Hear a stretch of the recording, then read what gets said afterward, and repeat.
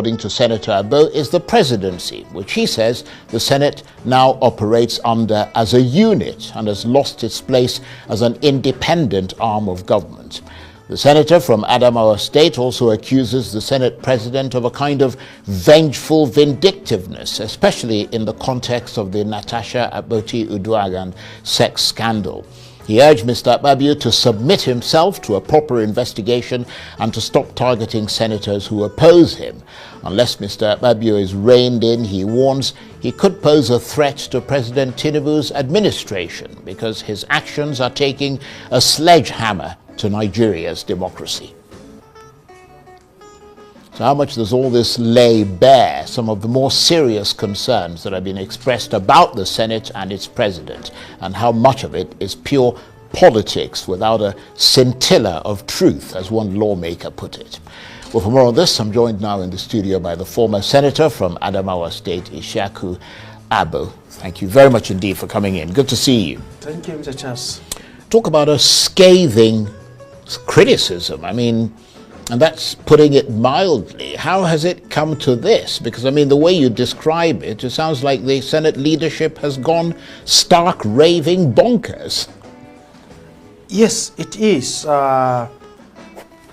Even the word that I used them for maybe for lack of more serious words to use. So it's worse than you said? Yes, it is worse according than I said. to you? Yes. Now, let me start about myself as a person.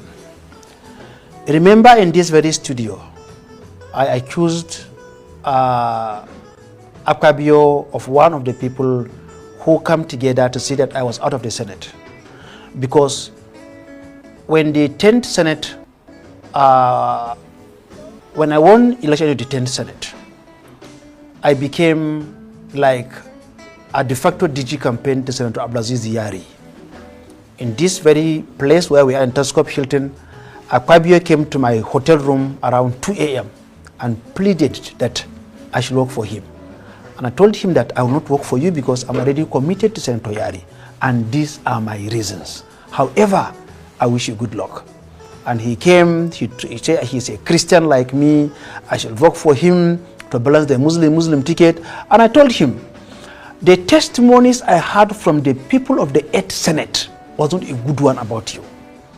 And I told the Vice President when the Vice President called me to work for you, so I will not work for you. And one day they said there was a meeting in room, in floor 4 of Transcorp Hilton, and we were dashing out $10,000. I told him I'll not collect the money. Now, after the election, one of these days we were in his house, and we had a lengthy discussion. And he started taking me around the house, and he said, do you know that I have a chapel in my house? I said, wow, you have a chapel here? I said, let me see. We went there and he showed me the chapel.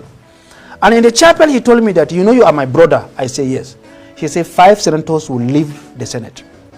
He said, 5. I said, how did you know? He said, I'm the Senate president. I know 5 senators are leaving. And truth what Akpabio said, 5 of us left. You had no idea you were one of them. I was no idea that I was penciled for removal myself. So, when I was in the Senate, I traveled to Kenya on a parliamentary assignment. I spent my own money, about $14,000. I submitted paper for reimbursement. They refused to pay me till this very day. Before I was removed, I already obtained Angolan visa to represent the Senate at the IPU conference in Angola. The practice has been, even if you are not a senator or a member of our House of Representatives, as long as you are you are representing the country. In fact, former senators or former members of the House of Reps still represent Nigeria until new people come in and inaugurated. He turned me back from the airport. That is Akpabio. My salary for that month, I was moved on the 19th by federal government rule of engagement. After 15th, you'll be paid your full salary. My salary, I was moved on the 19th of October. My salary was not paid for that month on the orders of Akpabio. And let me tell you one worst thing that he did. there are 109 senators. Now 5 of us were removed. 2 left. Umahi left to become Minister for Works. Gaidam left to become Minister for Police Affairs. Now making 7 senators left the National Assembly. Out of the 7 senators who left, Akpabio sent their official cars to their houses. Every senator that was removed from the Senate got their own official vehicles, leaving only Senator Abbo alone. Senator Darlington got his own. The 2 senators from Plateau, the other Senator Ohere, the 4 of us removed by the court, they all got their own. And the 2 that left before me, that I screened them to become ministers, because they come for screening, and then I screened them as a senator. They also got their own car. They left before me, yet they got their own car, leaving me out of the 116 senators sworn into the 10th Assembly. Because I challenged Akpabio, I was the only senator that they refused to give him the car. That is the vindictiveness of somebody called Akpabio.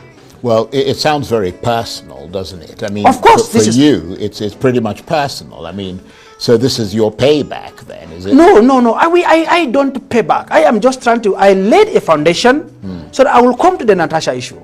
Well, we're going to come to that. We're not there yet. Let's finish with your allegations and your accusations against Mr. Akpabio, because one of them is that you said he's running the Senate like a personal empire. Yes. Targeting senators who oppose his views, and you suggest that you're one of them. Yes. And you say that, as I said, you yourself have been a victim of those actions. Definitely. And this is one of the incidents, or one of the sort of the the problems that you're talking about. Yes, and then let us look at Senator Abdul-Ningi. Senator Abdul-Ningi was the chairman of the Northern Senators Forum, and I was the treasurer of the Northern Senators Forum. So as the treasurer, as a matter of fact, I was slated to become the secretary of the Northern Senators Forum. But because Abdul-Ningi and Senator Abbo, we are from the Northeast, and we said, let's take this secretary position to another person from another zone. So I became the treasurer of the Northern Senators Forum. And Abdul-Ningi came out to say, this is not the budget that we passed. And it has been increased by so figures. Before you know Jack Robinson, Senator Abdul-Ningi was suspended from the Senate for 3 months. And let's look at Senator Ndume. Ndume was the digital Akpabio. When Senator Ndume came out to say things are not run properly here, what happened to him? He was removed as the chief whip of the Senate, stripped of his position as the vice chairman of the Senate Committee on Appropriation, and then be thrown away. What vindictiveness do you want? And I look at it. The same Akpabio, I moved that motion to amend the rule of the Senate standing rule, that will allow only a senator that have served for at least 1 term of 4 years in the Senate before he go contest for leadership of the Senate. The amendment look Senate president only. The same Akpabio went and brought in first-time senators and made them leadership of both minority and the majority.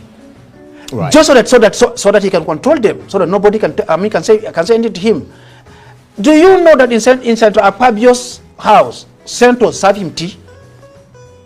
Well, I don't know. I am telling you now. But let me just say. And I am telling you now. And I told him that you are no longer a governor. These senators are your colleagues. We are not your commissioners. So they cannot serve you tea. So that kind of emphasizes the point where you say that he's running a personal empire. He's running a personal empire. But I mean, some might accuse you of speaking ill. I think you even addressed this yourself, of an institution that elevated you to prominence. No, I did not say that. And what I said in my interview last time was that I had to speak ill of the institution that brought me to national relevance. And what we are doing today, remember last time I was in this studio where I defended the remunerations of the senators.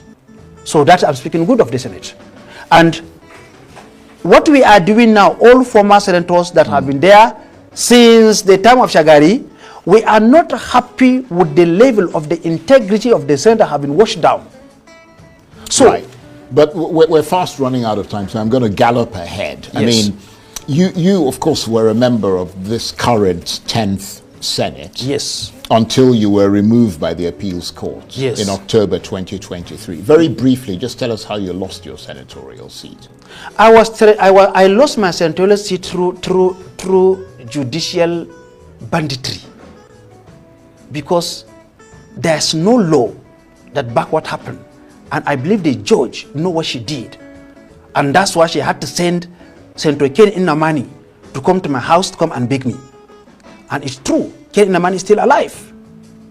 A situation where a judge said that local government election took place in 5 local governments, and she cancelled election in 2 local governments, diffranchised 2 local governments, cancelled election in 263 polling units, and not order for election as the law stipulated. That is not the law. That is robbery. That is a coup against democracy. Right. So you think there was political pressure? Of course, he was pressured, and I said it time upon time. Right. And unfortunately, I petitioned the NJC, and NJC became a body that only punish small judges, magistrate and high court judges, but they cannot punish big judges. And that's why I'm supporting the bill that should dismantle NJC. They are doing nothing. I have letters from the NJC in my hand. They are doing nothing. And I'm advocating for that same bill in the House of Reps, that the NBA should be the one who will discipline judges by passing a vote of no confidence on erring judges. Right. Now, you yourself, of course, you're not free of some of this damaging scandal that you talk about. I mean, because you went through a pretty damaging one when you were in the Senate. I mean, didn't you? Yes. You were sort of mired in that controversy when you were captured on video, slapping the owner of an adult toy shop. It's not so. In Abuja. I'll make the point and then you can refute it. I mean, you turned up there with 3 women to purchase some adult toys, and you were later the creation found, of the media. You were well, I mean, this is what the story that is circulating is. Yes. But you're here, you can refute it if you want to. I mean, you were later found guilty by a court, and you were ordered to pay 50 million naira to the shop owner. No, let me tell you what happened. What happened was that before I became a senator, a situation happened. Before I became a senator, something happened. And it was a case of people fought. Some ladies fought, not in an adult shop, but rather a candy shop that's separated into 2. Right. At this side, they sell candy for birthdays, the cakes, and the rest of it on one side. On the other side, it was an adult shop for women. Right. And I dropped one of my sister with her friend. And when I left, I was told that I received a call that your sister is dead. I said, died? He said, what happened? They said somebody hit her. I thought maybe it was a car that hit her. I said, did the driver stop? They said, the driver did not stop. It's not a driver, it's a person. I rushed back there, and I met a lifeless body who fainted there, assaulted by her fellow person. And it's not the owner of the shop. The person also came there, and they had an issue. What happened was that they called off the video where the real assault took place on my own sister. And I met a conscious sister lying down, and they brought up where matter escalated. Where you lost your temper. Yes. Right. And we went to court, tried for criminal assault, which is more dangerous than just paying damages here and there or whatever. And we requested for the original video to know what happened. And the judge found me not guilty. However, there's a pressure on government. They want to continue to be taking money from here and there and the rest of it. And they said they are suing for damage. What damage? I never appeared in the court. I only heard that there's a case at the Federal High Court where they said they charged me for whatever, so there should be exemplary damage because my name is a senator. I should pay 50 million naira for fighting, and I appealed the case. So the matter was before the magistrate court, and I won the case. Right. Okay, well, that's what you say. The thing that is in the public domain is slightly different. No, but you see, let's move on. you are hearing from me, Right. and you say you are giving opportunity chance to clear this, and you are hearing Yeah, from me I now. understand that. And not also that they say it's a breastfeeding mother, and then these are all lies. Right. Do you know that a situation whereby they hired a baby, so that the woman will hold a baby, so she's a breastfeeding mother. They borrowed a neighbor's baby and claimed to be breastfeeding. And Well, when this it all was sounds discovered, monstrously complicated, and I mean, we Yes. can't sort of get too much into it because the other side are not here and all the rest of it. But let me just say this: you mentioned that the Senate. Let's just return to the Senate president, which is the main focus of this. I mean, you said the Senate president had mishandled the Senator Natasha Akpoti-Uduaghan sexual harassment allegation affair. Yes. How so? Briefly. Because we're almost out of now, time. briefly, in the 8th Senate, I have the video and I can send it to you. Senator Akpabio had a serious verbal exchange with the Senate President Bukola Saraki over change of Senate seat. He was not suspended. He was not investigated. The matter was handled with maturity. In the case of Natasha, it took a different dimension, sat like the emperor that he claimed he is, and said the woman shall be suspended for 6 months, withdraw her security, stop payment of her salaries, not to be seen to close the National Assembly building, and even her aides should also lose their salaries. Far-reaching decisions. Even ordering the Inspector General of Police not to provide her with security. In another way, expose and so she will be killed. When you withdraw somebody's security, which is on right, that means you are exposing that person to be killed. And I know the IG, you see the police for all of us, nobody owns the police. The IG realized that that is not a good thing to do. Because if they had tomorrow that Natasha is killed, something will happen that we don't pray it happen. Now, if Akpabio was not suspended for fighting with Saraki over change of his seat, why are you suspending Natasha for 6 months if only your motivation is because of change of seat? Secondly, Natasha went to court and she got a court injunction barring the Senate from investigating her until the substantive matter is heard. Senate went against the court judgment and suspended her still, even when there's an existing court judgment. That is contempt of the court. It was after they finished suspending Natasha that they went to court to vacate the court order barring them after contempt of court. And I'm sorry to use this word, cowardly, the judge, instead of arresting Akpabio for contempt of court, he vacated his own judgment that they broke. That's the pressure he was under. And instead for the judge to also go into the substantive matter, he recused himself from the case of Natasha. You see what is happening?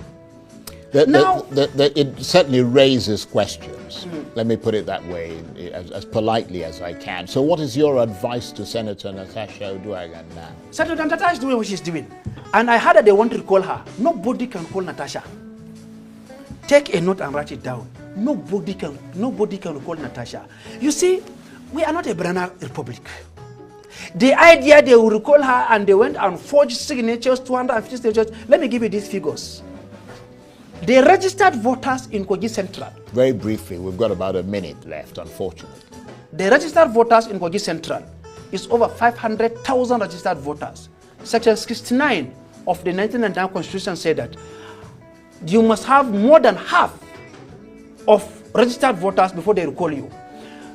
They got 250,000 signatures and submitted to INEC. And the law says that they must have 250,000 plus people who appeared for a referendum to return her. Now look at the 2023 election. The voter turnout on the national scale is just 27%.